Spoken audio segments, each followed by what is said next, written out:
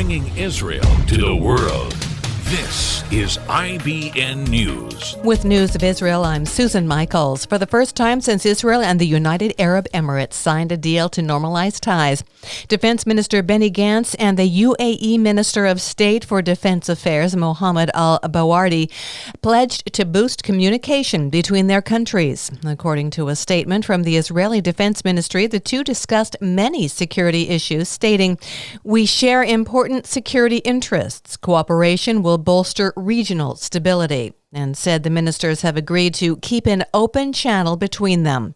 Although the U.S. brokered deal to normalize ties has met with some dispute in Israel over requests by the UAE for Washington to provide it with F-35 stealth fighter jets, U.S. Secretary of State Mike Pompeo has reassured Israel that it would retain a military advantage in the region under any future arms deal.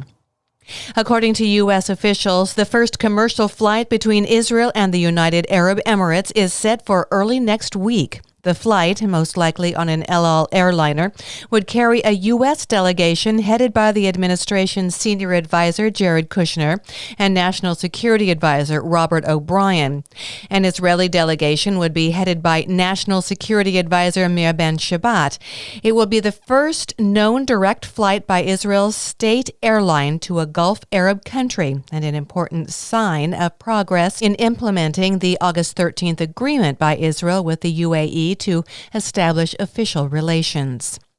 The first lockdown took place in the Gaza Strip this week since the start of the coronavirus pandemic, just one day after the first cases of community transmission were detected.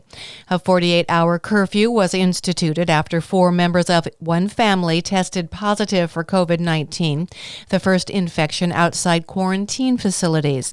Schools, businesses, markets, and mosques were ordered to close, and police patrols stopped and inspected the few cars moving through checkpoints.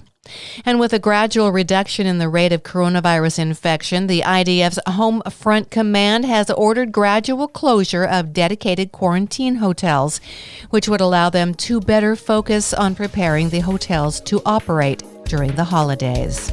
I'm Susan Michaels. IBN, Israel Broadcast Network.